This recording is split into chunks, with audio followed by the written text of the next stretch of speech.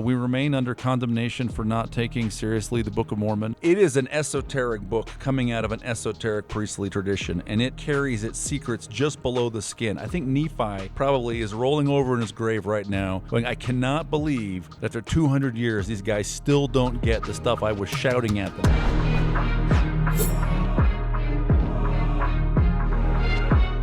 Welcome everybody to another episode on the Stick of Joseph YouTube channel, and we are coming to you from a very special place for a very special episode. We're at the heart, and some would say soul, of Southeast Asia. We are in Seoul, Korea right now, and This isn't Southeast Asia, it's actually the north. all I know is I'm in Asia, so God bless you. And we just were able to be at a sacrament meeting. It was awesome. Traveling and going to the church is amazing. But we have a treat for you today, another edition of Mike and Dave Read Books about the Prolegomena of Israel, which they explain what that word means and everything about it. Basically, they're talking about the foundation of the Hebrew religion and the importance that the temple had in that religion as well, and the Bible. All these complicated things that they make it super easy to understand. So we're super grateful for nerds like Mike and Dave for being able to read that stuff and explain it to us. But have you ever wanted to just sit down and ask Dave questions and be like, hey Dave, what does this mean? Oh, I read this in the scriptures. What are your thoughts on this? While he's poolside with maybe his shirt off in a swimsuit?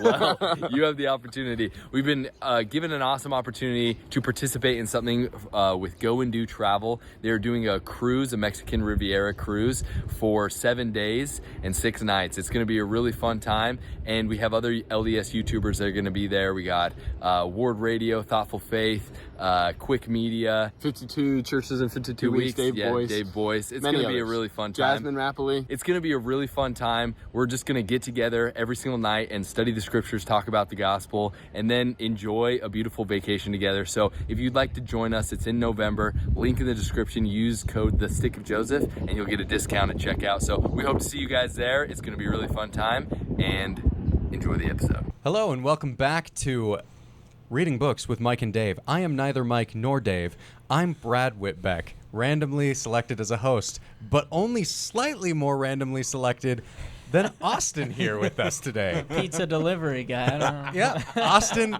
literally showed up with a pizza. Now he's doing the episode with us. Thank you. It was delicious. It was good pizza. It really was. It I'm was glad. that good. Costco never fails. Pepperoni. Yep. Yeah, so by way of quick introduction for anyone who doesn't know, my name's Brad. I am, I guess, a actor, writer, and comedian.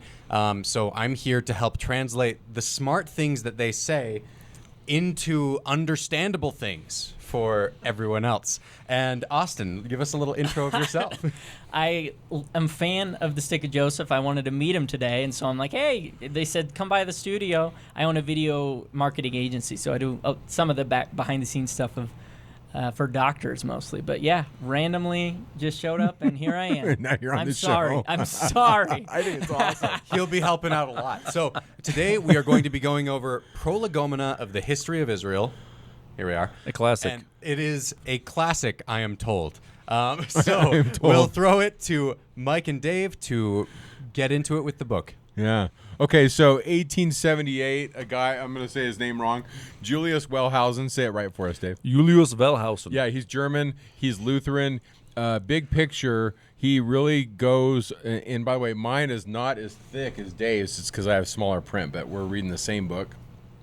Anyhow, in this book, he basically says, listen, his take is that the religion of Israel started really less complicated and then got highly, what's the word for complicated? Another word for complicated, really detailed later during and after the exile, and that the history of Israel really, before we even can discuss it, hence the term prolegomena, things said beforehand. Yeah.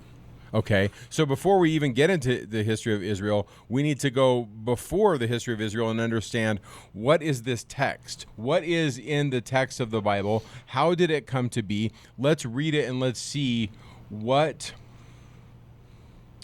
like, some of the contradictions, make some assumptions as to who wrote certain things, and how it came together before we can even understand, like, what is Israel. I mean, that's kind of big picture. Now, Wellhausen is standing on the shoulders of really great thinkers. A man by the name of Astruc and DeWitt and others, Spinoza, that are asking these questions, 100 years before Wellhausen.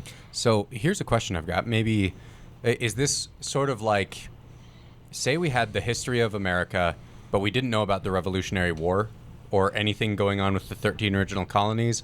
Is that kind of like he's looking into the history pre everything that went down to make America, right? He's giving us background for why things are the way they are?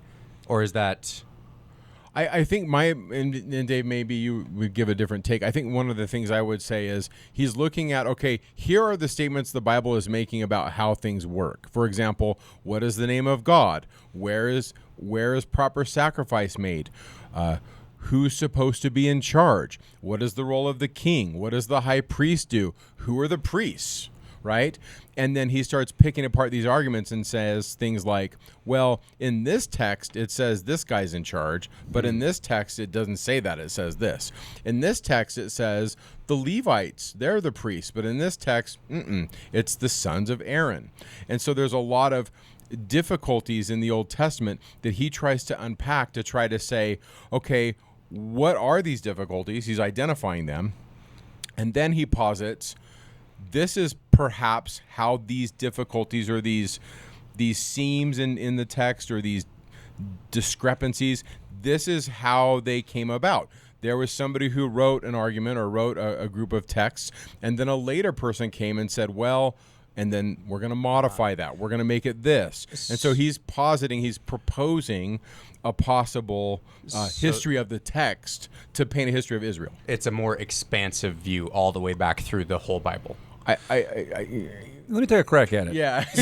So this is the book most associated with the documentary hypothesis, which we've talked about. When we record these, I never know what order they're going to actually air in. And not everybody sees it, right? Either we have talked about Richard Elliott Friedman, who wrote the Bible, or we will talk about it. That's also a discussion of the documentary hypothesis, which is to say, what are the sources underlying the Bible? If you go into a Harvard Divinity School or a PhD program at the University of Chicago to study ancient Hebrew or the Bible, the sources aren't Genesis, Exodus, Leviticus, Isaiah, etc. The sources are the Yahwist epic, the Elohist epic, the priestly source with the holiness code, the Book of Deuteronomy, the Deuteronomic history. Okay, and so it is a literary criticism. This book is an attempt to understand the Bible by looking at passages and saying, given what we understand of the history of Israel, who would have written this and when, under what circumstances? Okay. And even though it says it is set in so for example, Wellhausen thinks that the priestly writer is late. So he looks at the entire book of Leviticus, for example. It's exilic.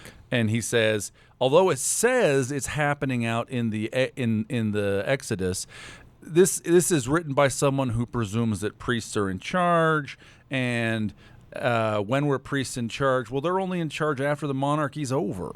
So this must have been written during the exile or after the return, when Jerusalem is a little hierocracy. It's a little theocratic state ruled by its high priests, right? So now there's like a recursive problem here in that, the basic source of the history into which you're trying to fit all the text comes from the texts, right? Yeah. So that's a challenge. Also, our knowledge of ancient history, it grows every day, actually, but it's still imperfect. That's another challenge, right? But he was not, to Mike's point, he was not the first to talk about the documentary hypothesis. In a sense, this is the great work because it became the standard work. So if you read any book of biblical criticism that talks about the documentary hypothesis, which most do, at some point it's footnoting Wellhausen. Okay. You're agreeing with him, you're disagreeing with him. Plenty of people disagree with him, even though they find the overall hypothesis convincing. Yeah. Where do you fall on that? Well, I think he's wrong about P.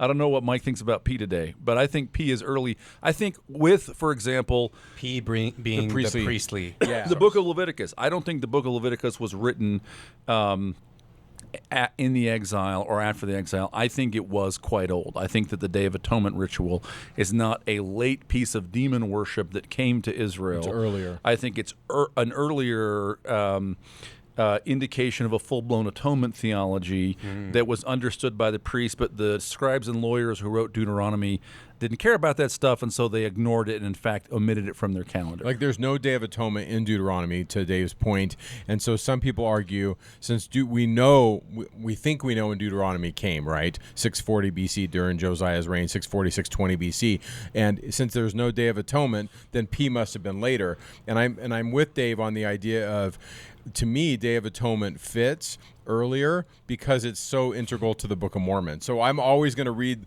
whenever I read anything, I'm always going to also ask, and I pull out my lens, okay, what does the Book of Mormon inform me about this? How does the Book of Mormon help me understand this scholarship? Because I'm of the position that the Book of Mormon squares with some of the best scholarship right now on what's happening in Israel and the arguments they're having, right? And so in Deuteronomy, to speak about Deuteronomy briefly, there's all this stuff in the book of Deuteronomy that purportedly is written during Moses' day, but it's talking about these are the limits we need to put on the king. Well, there is no king in Israel when Moses is in charge. There's no king for hundreds of years. So why would that be in there, right? I mean, we could go on. Like there's oceans of these kinds of things in here and in others. Wellhausen is taking the inconsistencies within the text and taking those apart to show us what that tells us about when that text may have been written. May have been really written, even though it purports to be at a different time. Yeah. Okay. When and who wrote it? What was it really about? Yeah. And one more time, Prolegomena. Prolegomena. So this is Greek. It's a neuter plural. Pro means before, and legomena means things said or things that must be said. So a prolegomena is the idea. So another example is Jane Ellen Harrison's famous Prolegomena, the study of Greek religion, okay?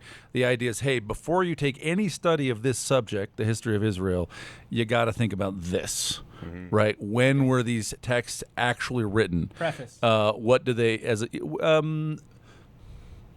it's more than a preface, though. Preface is a word spoken before, right? It's a preface implies that, like, Mike wrote a book. I will write a preface. Here is a book by Mike. It is very good. It's not that there's substance in a prolegomena. You've got to come to grips with this stuff before you can think about the history of Israel. Okay. Yeah.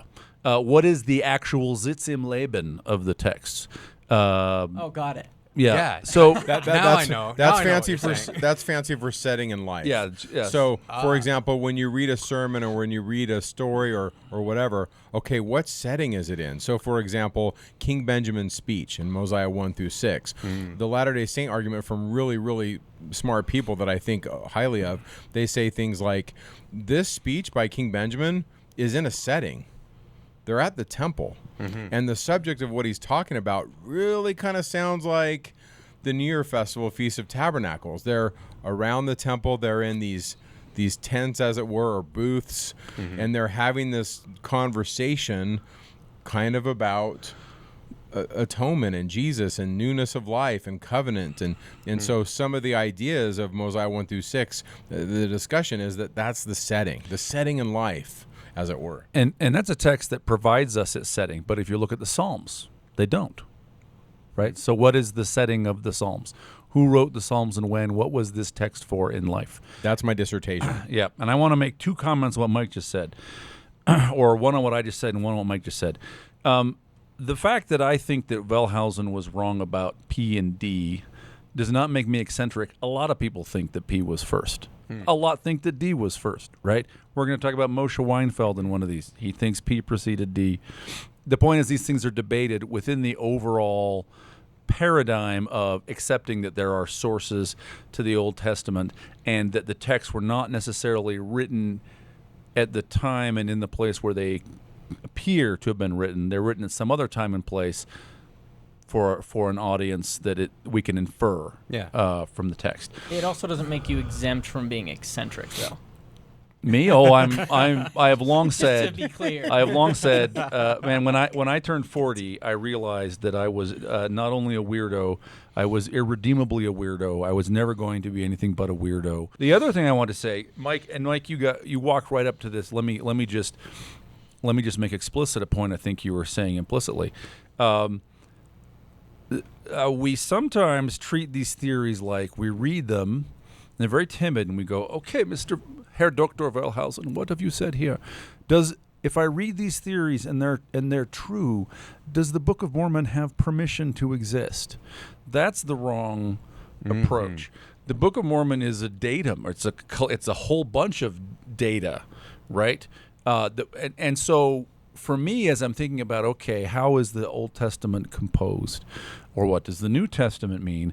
One of the questions is, one of the sets of data is, well, how does that relate to the Book of Mormon, right? In particular, this is interesting with respect to the composition of the Old Testament, because the Book of Mormon leaves after probably, well, this is the question. Depending on whose account you take, either the Old Testament is sort of being completed, nearing completion, or maybe not, or maybe it's early and P hasn't been written yet, and the Deuteronomist is just beginning his work, right? But so what you see in the Book of Mormon ought to affect how you think about the documentary hypothesis or any of this other scholarship. The Book of Mormon is data.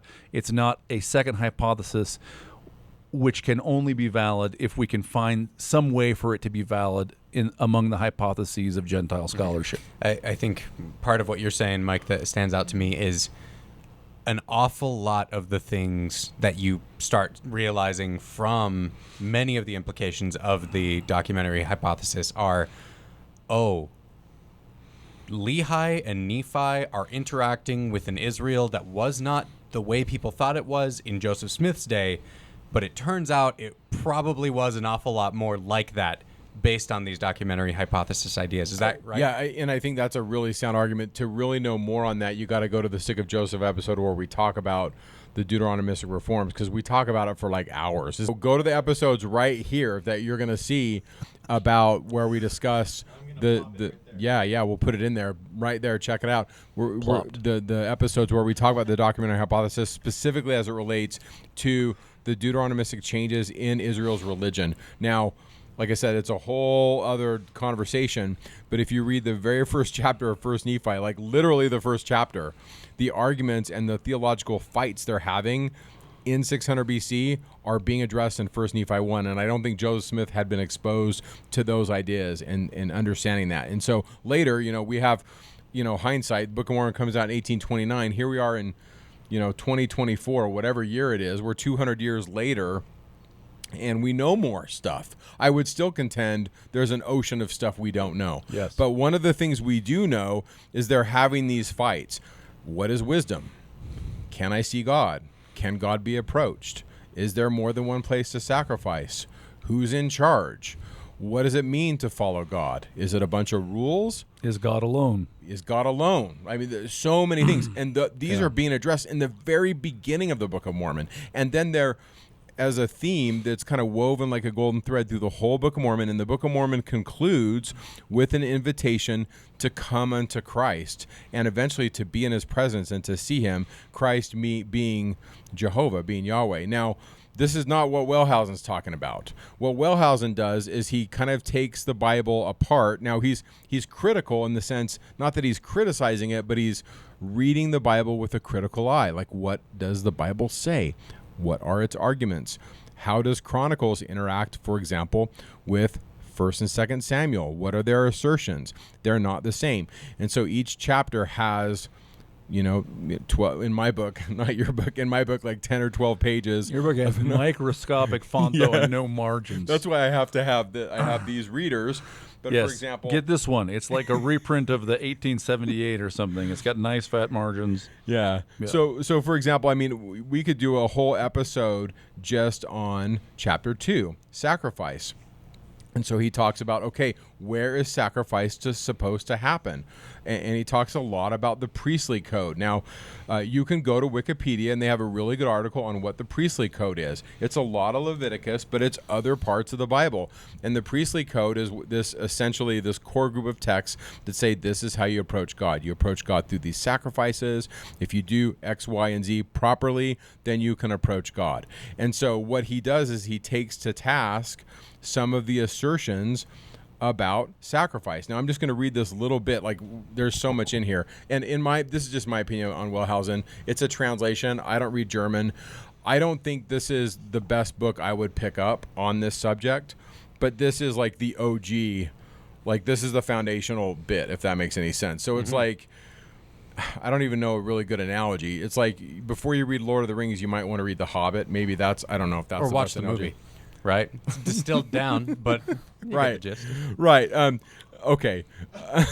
I don't know, but That's where you're gonna get me arguing. So yeah. So I just love this sentence. So this is on page 41 of my book. Like I said, I bought mine on Amazon, but he says, the ancient offerings were wholly a joyous nature, a merrymaking before Jehovah with music, song, timbrels, flutes, and stringed instruments.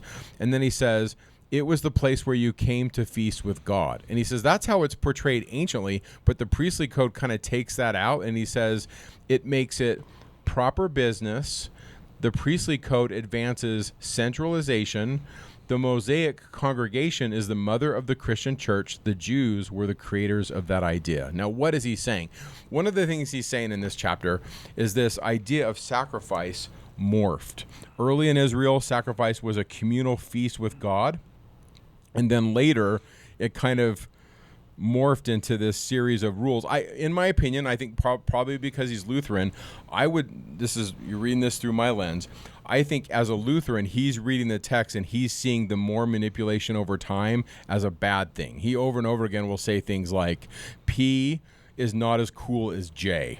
J is the Yahwist, and the Yahwist is mostly oral, according to Wellhausen, where he says J is more loosey-goosey, meaning, and I don't mean to say that in a rude way, but it's more of you can approach God through dreams and visions and prayer, and it's a communal religion, and the P code is more regimented, I think is probably the way I could best describe what would you he's say saying. low church, high church, or I don't know. different?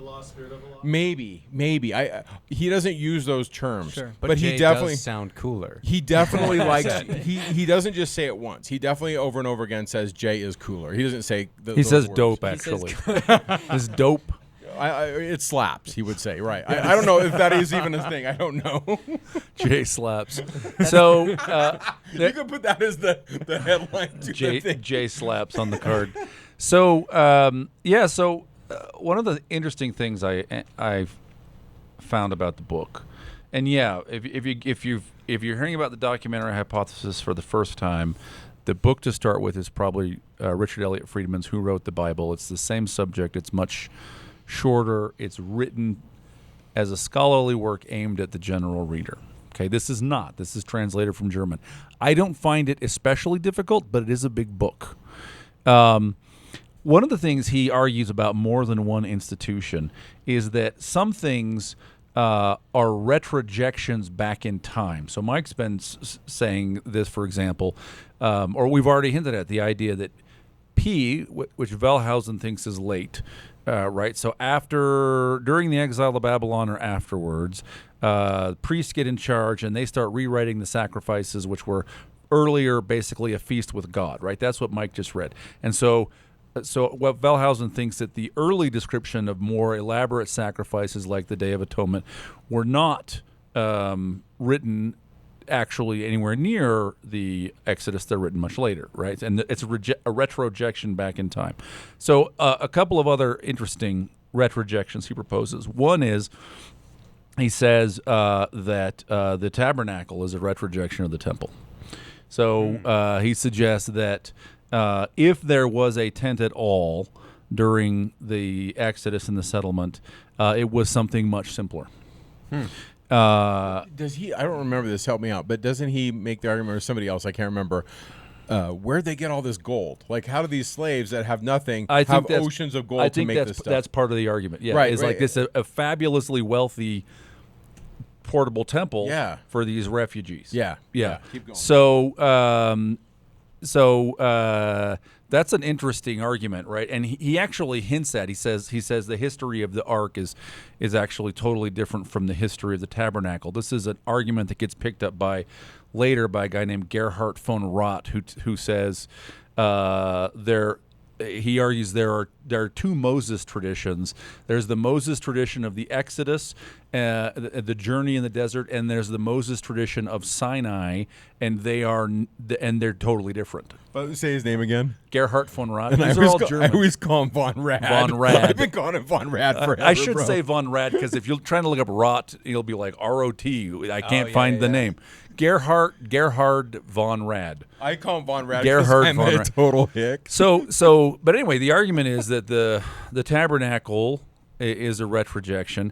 I think one of the most interesting ones, because I think the Book of Mormon supports it, right? So these are interesting to think about, but one of the most interesting is he says, back here, I think I just pulled my bookmark to it. He talks about the age of the patriarchs. What chapter are you in, bro? I am in the narrative of the Hexateuch. Okay, I'm not going to be on your page. but I can find you. Big double I. Gotcha, buddy. The Hexateuch is Genesis, Exodus, Leviticus, Numbers, Deuteronomy, and Joshua. Yep. So the Tetrateuch is the first four. Big letter The I. Hexateuch is the two eyes. Two eyes, okay. Yeah. So he's talking about Genesis, basically. And he says, it's true we attain to know historical knowledge of the patriarchs, but only of the time when the stories about them arose in the Israelite people. In other words, there are legends about the patriarchs, but those aren't historical data. And what we're really learning about is the time when the stories are told.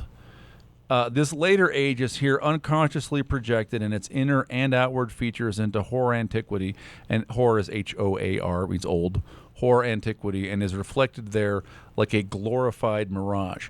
What is he saying here? He's saying all of the stories of stuff that Abraham, Isaac, and Jacob do is really stuff that people found normal, people did at the time when the stories were written much later. Right? Now, that's super interesting to think about because we have phrases in the Book of Mormon, for example, like the God of Abraham, Isaac, and Jacob, right? Well, who is the God of Abraham, Isaac, and Jacob? What are the things Abraham, Isaac, and Jacob do? I don't mean the specific stories like go down to Egypt and have Pharaoh be attracted to your wife, right? But what are some of like the practices? Well, they met God. They met God not in a building somewhere controlled by centralized priests. They met God in the countryside. And what did they do when they met God? They met him under sacred trees, right? They met God and they would put down a stone to mark where they had met God. And so they commemorated encounters with God with sacred standing stones. And they gave those stones names like Bethel, the house of God, right? And it's interesting that Wellhausen's there's a tree too. Like he keeps talking about by a tree, by a stone, by right? a tree, by the oak of Moreh, right? Yeah. The oak of the teacher, and so there's what he's saying is at some point later, question mark 8th century BC, question mark 7th century BC, okay, that apparently is what the ordinary Israelites were doing, which by the way. Or Judahites. There's no kingdom of Israel probably after 721, right after the Assyrians. By the way, this is the stuff that Deuteronomy prohibits. You can't put up matzah. You can't put up standing stones. You can't. It's denied that you can see God. Even Moses puts up those standing stones. Even Moses, yeah. And but Deuteronomy says you cannot do it. Yeah. Right.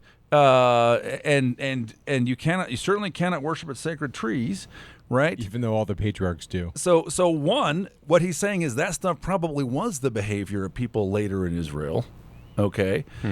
Two, tends to be confirmed by the fact that Deuteronomy forbids it. Because why would Deuteronomy in the 7th century go around forbidding something if no one's doing it? If that makes any sense. Right. Yeah. In some ways, it makes me think about evidence of the apostasy in the Pauline epistles. Yeah. Right? Paul is writing all of these things to not do because people are doing those people things. are doing those right? things. He's warning, stop letting go of the gospel because it's getting let go of. Yeah. 100%.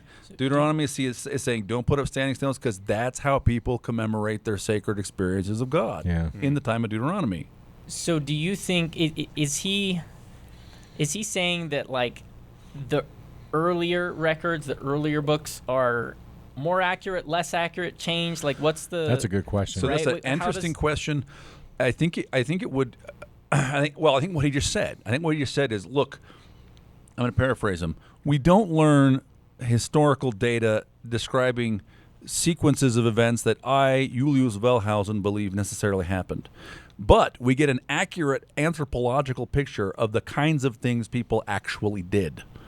And they found the stories of Abraham, Isaac, and Jacob believable because they were doing the kinds of things that my Uncle Bob and my Aunt Sally and my brothers did when they experienced God, right? When he says stuff that they actually did, is he referencing history at that point, or you said it's hard because it's all in the Bible? He's talking about the picture of the cult. What does the religion look like? Okay, right. So, And by the way, Dave's not saying Abraham didn't exist. We're not making Right. that No, no, assertion. no. Yeah. at all, one way or the other. Like for this conversation, whether he existed or not does not matter. That's a whole other question, right? I tend to believe he did. Doesn't matter for this conversation. You can think whatever you like. But like another example is, when Abraham wants to sacrifice, he builds his own altar, right? Guess what Deuteronomy Chapter forbids? 12, can't do it. You can't build your own altar. What does Lehi do the minute he runs out of Jerusalem and gets down to the Gulf of Aqaba? Like he builds an altar. Sure. It's the first thing he does, right? So the cultural picture of the patriarchs, this is his argument, is actually the cultural picture of people living at the time the books were written, during the monarchy, right?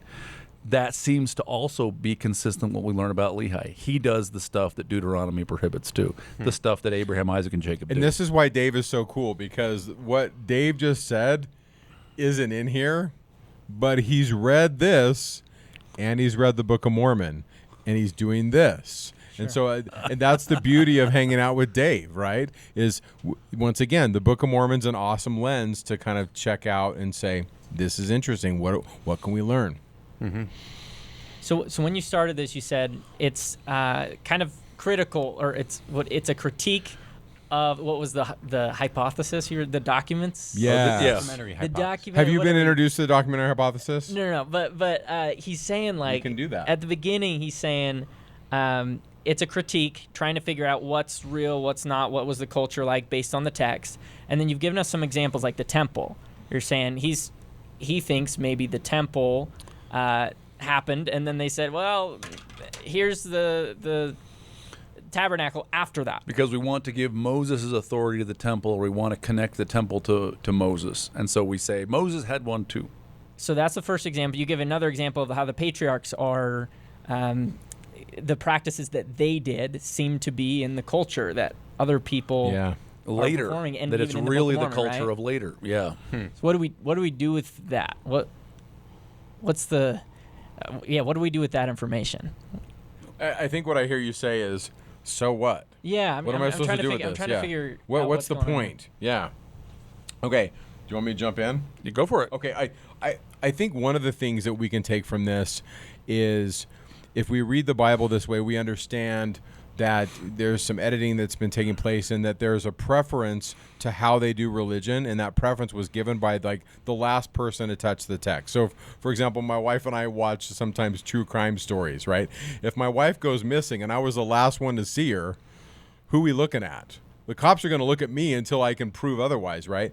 And so the last one with the text, or the last one to kind of modify it, we'll look at that person and we'll say, okay, what are your motives? Why are you doing this? Where have you been? Let's search your phone, right? Let's look at this. So what for a Latter-day Saint audience would be, okay, the assertions made by one of the sources. One of the sources is called D, which stands for the Deuteronomy or the Deuteronomistic historian. The Deuteronomistic historian was around 640, 620 BC, and he had a bunch of sources, and then he overlaid these sources with some of his theological ideas of how religion was supposed to take place. For example, there's only one place where Yahweh shall choose to put his name.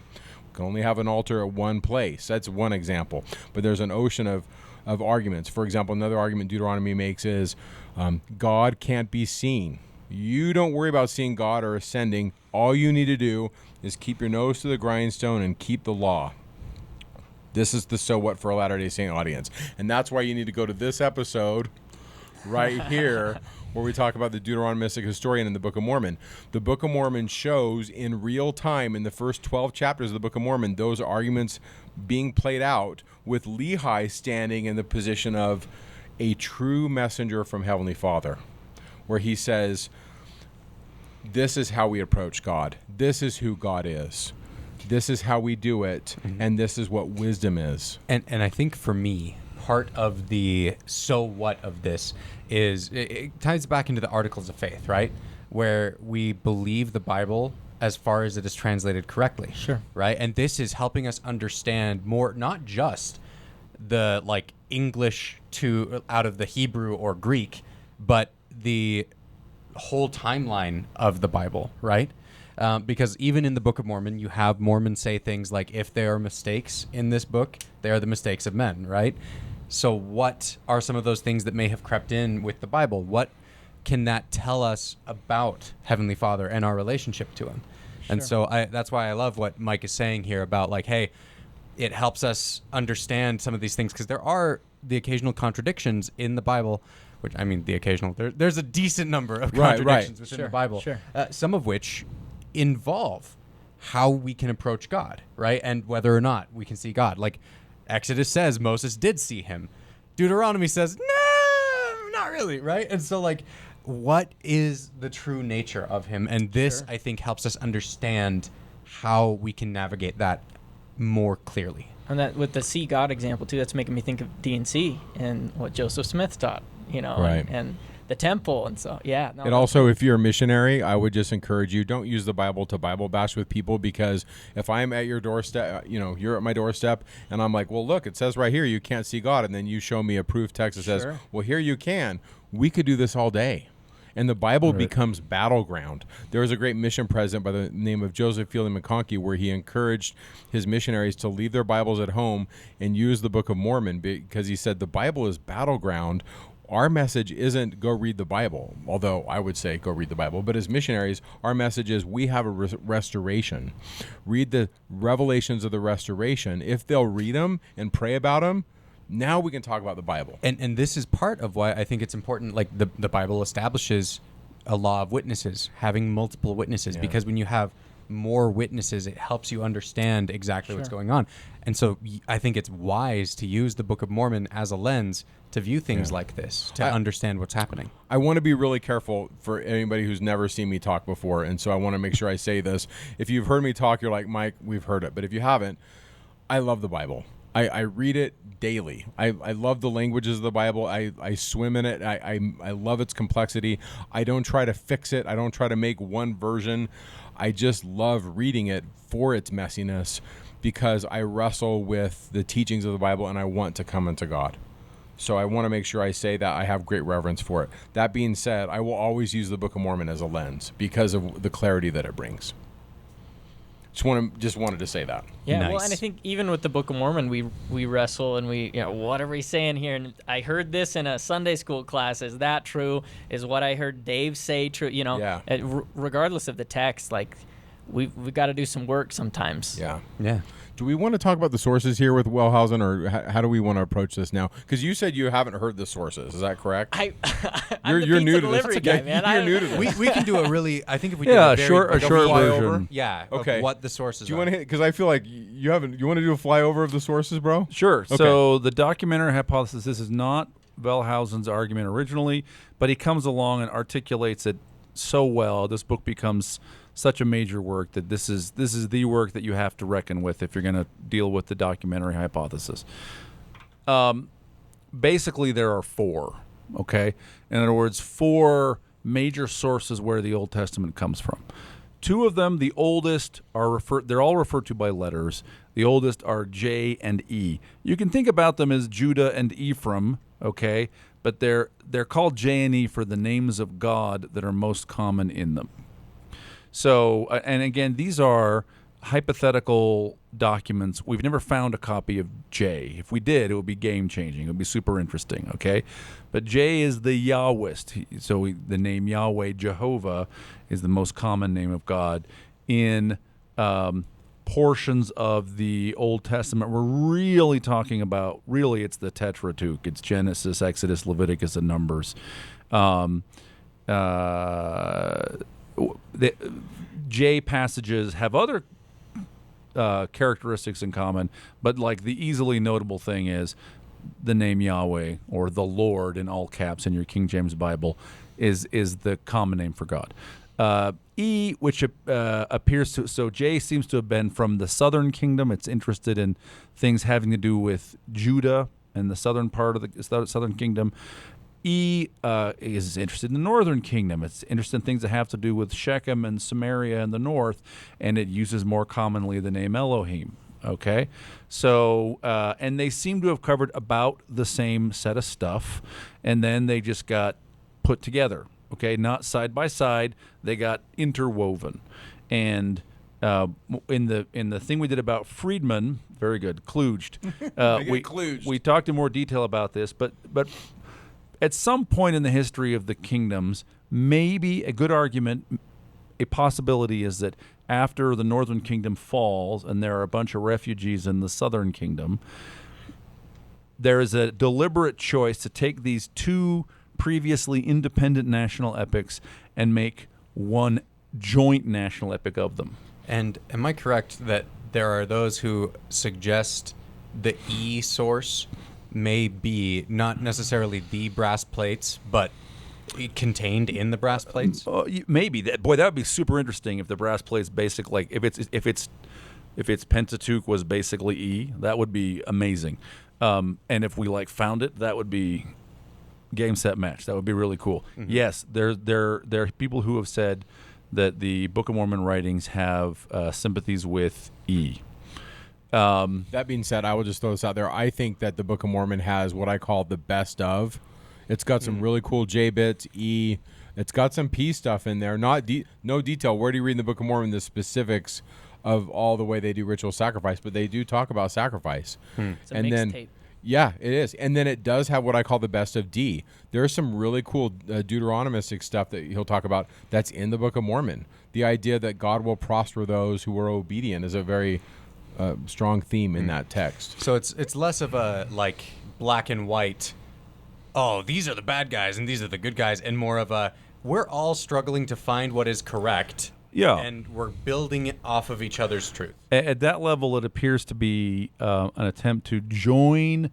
We have these 2 kind of sister nations, and in the wake of the Assyrians destroying the northern kingdom, we're going to be one nation. Let's make sure everybody hears the national epic that they know when we share our new combined national epic. Okay?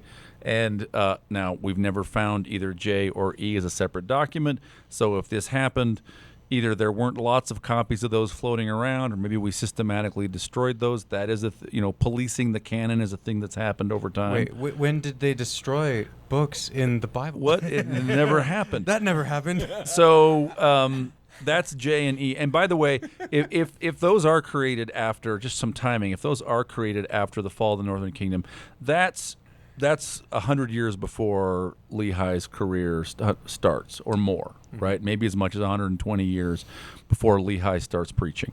So, so it's possible that Lehi and Nephi only know the combined epic, or because they're from Manasseh and because the plates seem to have their family records on it, it's possible they know E, right? Yeah, or both.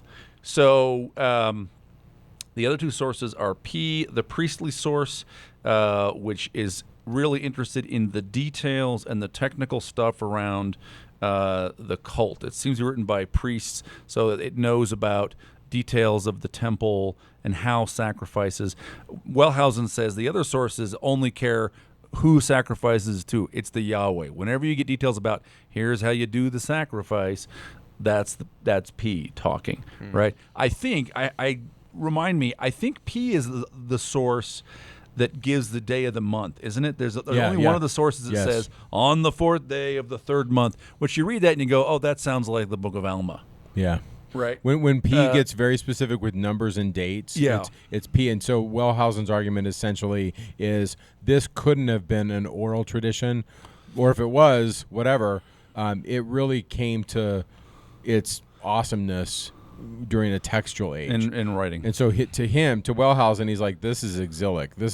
We're taking JE, the early stuff, and we're moving into a new tradition. And this is that basic idea, right? Is he'll look at a thing and say, well, they say it's really late, or they say it's really early, it's really old. I think it's really late. It's more modern, right? And I think some of that is probably right, and I think some of that is probably wrong. I think he's wrong about Leviticus. I think he's right about Abraham, Isaac, and Jacob, for example. So that's P, the priestly source. And then there's D, which is Deuteronomy, which is the book of Deuteronomy, but it's also the Deuteronomic. And you can parse all these out into lots of sort of subsources. There's the original book of Deuteronomy, the expanded book of Deuteronomy. There is the history, which goes Joshua, Judges, Samuel, Kings, which is edited by Deuteronomy based on probably sources contained in the Two Kingdoms chanceries, right? And also early legends about, the settlement, the conquest. And then Deuteronomy also edited some other books and influenced some prophets. For example, it's generally thought that some parts of Jeremiah, at least, were edited by Deuteronomy. So those are your 4 sources, J, E, P, and D. Mostly that's a discussion about the Genesis, Exodus, Leviticus, and Numbers, except that Deuteronomy also wrote what the part of the history that we read in Sunday school because we ignore Chronicles. Gotcha. Yeah. So, I mean, that's helpful because a lot of times we think of the Bible, it's just like one book, right? For us, we hold it one book. But it's helpful to see there were multiple sources, and when they put it together, they had to pick and choose what's the truth here and try to... Yeah. Well, and remember, right? So remember what Nephi tells us in 1 Nephi 13, right? He's aware that the scriptures are edited, and he says the plain and precious things are taken out, right? And he doesn't like the people who took them out. They are the whore. They took the plain and precious things out of the scriptures, right? So in a sense, some of the so what is, look, the restoration is not over. I thought when you said articles of faith, you were going to say many great and important things pertaining to the kingdom of God. That too, yeah. Right? So where is the more light and knowledge going to come from? Is it that if we do enough home teaching, then President Nelson will say, here is new revelation? Like, maybe. Wouldn't it be interesting? We've been trying that for a long time. Wouldn't it be interesting if that, in part, was, how the last shall be first and the first shall be last? Yeah. We get the first writings and things in the end, right? Like J. Yeah, J or E. Dude, that would be.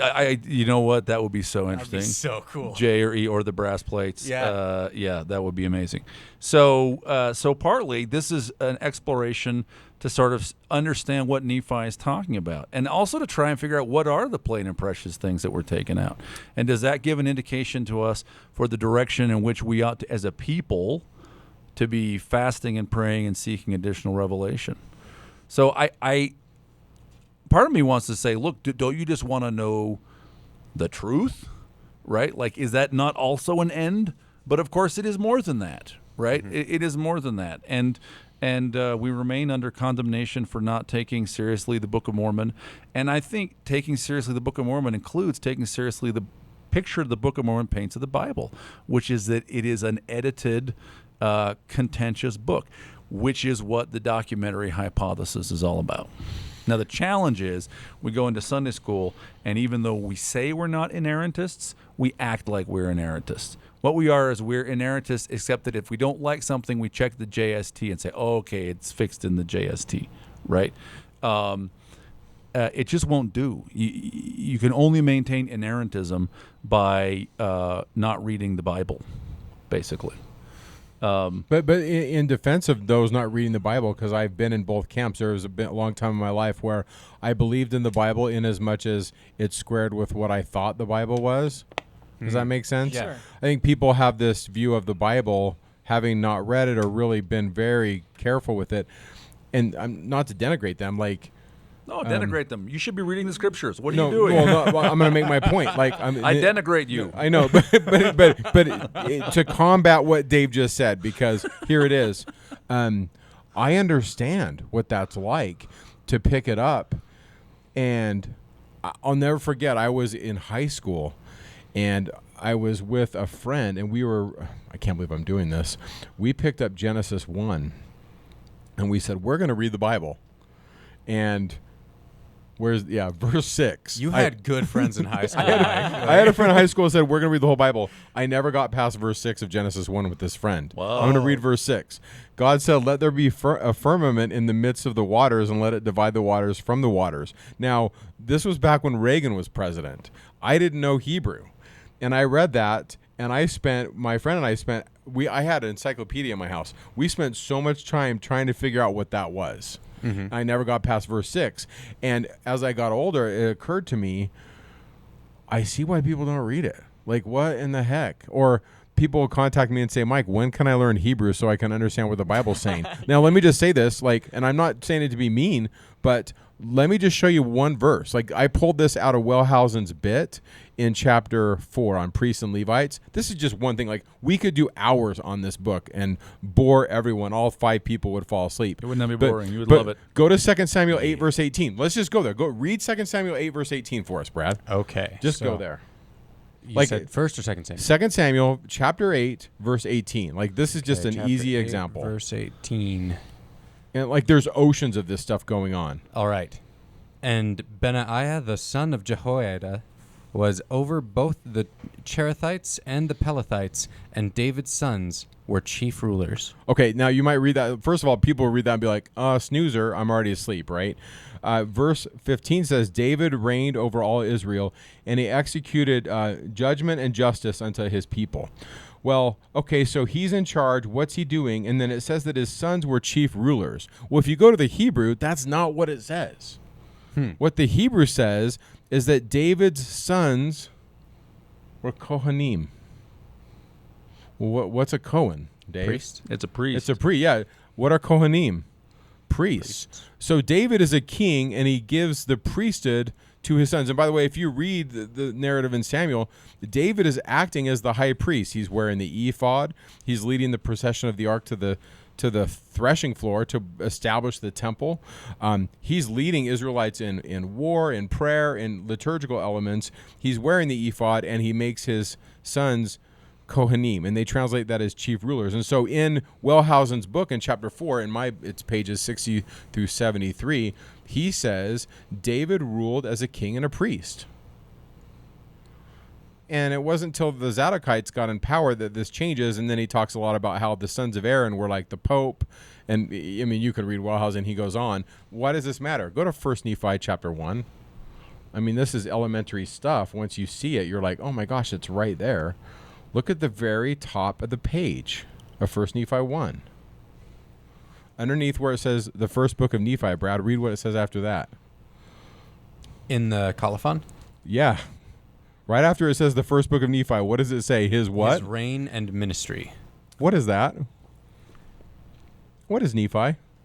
A king and priest. A king and a priest. Mm-hmm. So there's this whole idea, and Wellhausen's wrestling with this. The king was a king and a priest until he wasn't. And what is Nephi? I mean, this is just one little breadcrumb. Like, this is just one little bit.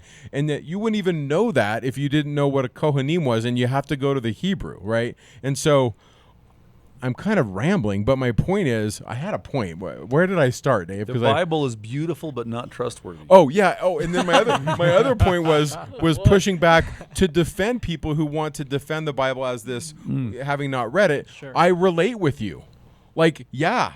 Like, you...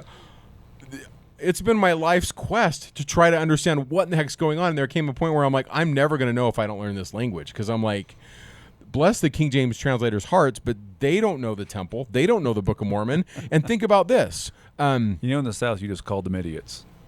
What? Bless your heart, because you're Bless stupid. their heart. You say that to a dumb person south of the Mason. And by the way, the Dixon line, King James, bless your heart. The King James translators are brilliant, but they don't know what they don't know. Yeah. And whenever I think about that, I'm like, okay, what don't I know? And I'm like, man. In other words, and this is why I love Dave's book in the language of Adam, where he just cracks open the door to, have we even ever read the Book of Mormon? Do we even know what that's saying? Yeah, for sure. Link in the description. Link in the description. Bing. Let me show you. Here, let's look at 2 verses in the Old Testament. You may not have noticed 2 passages. Okay. Where are we going? 1 Samuel 17. Okay. And I'll read this, and then I'm going to have we'll have Austin read the one in 2 Samuel 21. Samuel 17. Yeah, so I'll read this one, chapter 4 through 7. You read verse 4? I'm going to read, verse 4 through 7. Okay. Okay, and there went out, so Saul is king. There went out a champion out of the camp of the Philistines named Goliath of Gath, whose height was 6 cubits and a span. And he had an helmet of brass upon his head, and he was armed with a coat of mail. And the weight of the coat was 5,000 shekels of brass. And he had greaves of brass upon his legs and a target of brass between his shoulders. So he's like wearing brass plate armor. Goliath of Gath. And the staff of his spear was like a weaver's beam. And his spearhead was giant heavy, right? So this is Goliath of Gath. What happens to Goliath of Gath, whose spear is like a weaver's beam, who is a giant? David takes him out with a sling and a stone. Very interesting. Let's go to 2 Samuel 21. Yep. Here we go. 2 Samuel 21. What verses? Only verse 19. And I want, Brad, I want you to read it, and Austin, I want you to react. Okay. Okay, here we go. Okay. Okay. What verse? Verse 19. Okay. So now David is king. And there was again a battle in Gob with the Philistines, where Elhanan, the son of Oragim, a Bethlehemite, slew the brother of Goliath the Gittite, the staff of whose spear was like a weaver's beam. Hey, what does the fact that the brother of is in italics there mean? Oh, that means it's It means interpolated. it's put not in the Hebrew. What it actually says here is Elhanan, a Bethlehemite, slew Goliath of Gath, the staff of whose spear was like a weaver's beam. I don't know why you're pointing at me. Because I want your reaction. Who kills Goliath of Gath? The Bible clearly says 2 different men do it. One of them is David. One is Elhanan, son of Yare-Oragim. Wow. Right? Wow. So this is the kind of thing we have to figure out. Is this one of the points in this Yeah. book particularly? he brings it up. Yeah. Wow. But I mean, it's like one of the points. There's like 600 pages. Yeah, the right? book's kind of thick, unless Yeah. you read mine, and then it's skinnier. So this gets to the point of like doubles and doublets and the point of like contradictions. It also maybe gets to the point of like, what do we not understand? Because is it possible that David's a funny name. Okay, why is David's a funny name? Like many Hebrew names, it means something. It means beloved. But unlike lots of names, it's not repeated. Nobody else has ever named David. And it has been suggested that David might actually be a title. Like a throne name. Like a throne name. And so the king was David. Right? The king was always David, or he was the son of David. He was the beloved of Yahweh.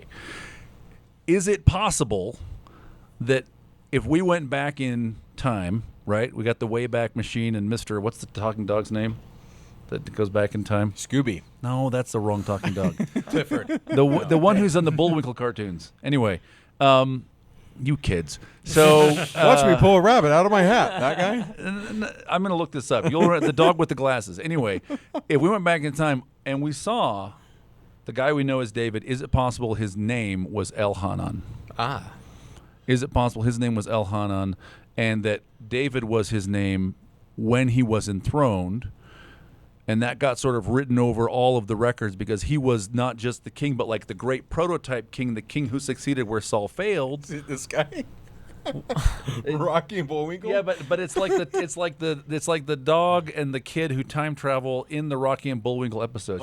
It's the friends. You're making me work. It's not. How do you not know who Rocky and You're learning who Rocky and No, Bullwinkle I know, are right I know now? Who Rocky and Bullwinkle are. Do you guys know? I would understand. Do you know who they are? Do you know who they are? Do you know these guys? Rocky and Moose Bullwinkle? and Squirrel. I grew up on these guys. Okay, okay. but there's a third level character in here. It's like Mr. Peabody. Try how Mr. his Peabody. brain Look up works. Mr. Peabody. I think that's the name of the dog who takes the kid time Cool to traveling. know that your obscure references don't just. It's It's not not just just. scriptures. It's not scripture. It's- It's not obscure. It's you're just Oh, young. sorry, That's just- exactly right. Oh, it's Peabody. Dog, Yeah, yes, it's the that guy, dog. there he is. Look, he's a dog with glasses, and they go time traveling, and they see stuff. And if Mr. Peabody took us back in time, would we discover that the guy's name, that his family called him, was Elhanan? What does Elhanan mean? So, well, it's like Yohanan, but it's L instead of Yah. So what is that? I'll look it up. Is it the I grace? got you. Is it the grace of God or God graces? Something like that. He's going to look it up. Yeah, I got you. These are the kinds of questions, right? Why is Goliath of Gath, whose spear is like a weaver's beam, killed twice? Well, and you don't even know to ask the questions until you see there might be contradictions or problems Which starts from reading the whole thing, and it's big. So you actually got to read it multiple times. So, like, the further we get away from a culture rooted in knowing the Bible, there's like this irony that the more we are lured into either just disregarding it entirely or a kind of an inerrantist fundamentalism, because I don't know it well enough to come to grips with it, so I just know that's the Jesus book. Yes, it is correct. Do you know what it makes me think of? It makes me think of Christ walking on water, Okay. bringing order to chaos, being able to take something that is unstable but bringing stability to it, right? Allowing the Spirit to come in and guide us in the understandings of what's going on in this book, even in parts where it might be a little bit at war with itself. Well, also for me, one of the giant takeaways is gratitude for the Book of Mormon, because again, that is also an edited anthology with a, if you will, a polemical but like a theological goal. But the goals are stated, and the editors reveal their hand, right? And I understand their point of view, whereas the editors of the Bible, they seem to be ideologically aligned with murderers. Okay, we'll talk about that when we're talking about Moshe Weinfeld in another episode. Stay tuned. That's kind of a problem for me. But also, But they meant well, Dave. well, everybody means well. Like by that standard, Adolf Hitler meant well, right? no, he meant like well. if it's okay to kill people as long as you had some kind of intention. Yeah. So then, yes, Josiah and Adolf Hitler are both okay. Now we can have that conversation. We're going to discuss that later when we talk about Moshe Weinfeld. But gratitude for the Book of Mormon. It does not have those problems, right? So once you kind of see what the Book of Mormon is, you go, wow, we got this time capsule that escapes all of these problems, and it has. Boy, it's super interesting. This is a big theme and a big conversation. It is an esoteric book coming out of an esoteric priestly tradition, and it carries its secrets just below the skin. I think Nephi probably is rolling over in his grave right now going, I cannot believe that after 200 years these guys still don't get the stuff I was shouting at them. I was so heavy-handed and obvious, and God said, no, do it that way. And I said, but it's too obvious. They're going to get it immediately. And he said, no, just trust me, right? And we still don't get it. We need to, like, the Book of Mormon is our great gift. Not that we give to other people, that has been given to us. The great gift we have received in these modern times. It is the book that brings us closest to God. It helps us, among other things, by kind of by virtue of its witness and by virtue of not being corrupted, to guide us through the Bible. Again, I love the Bible. It's fascinating. I love the Bible. You have to be very careful with it. It bears study. And the reason to read this is not that it's not that it's true. That's not the standard for a book. Okay? The standard is, does it advance the conversation? Does it contain truth? Does it have ideas that push me in the right direction? And by that standard, this is a very good book. Does it move the football forward in our understanding of light and truth?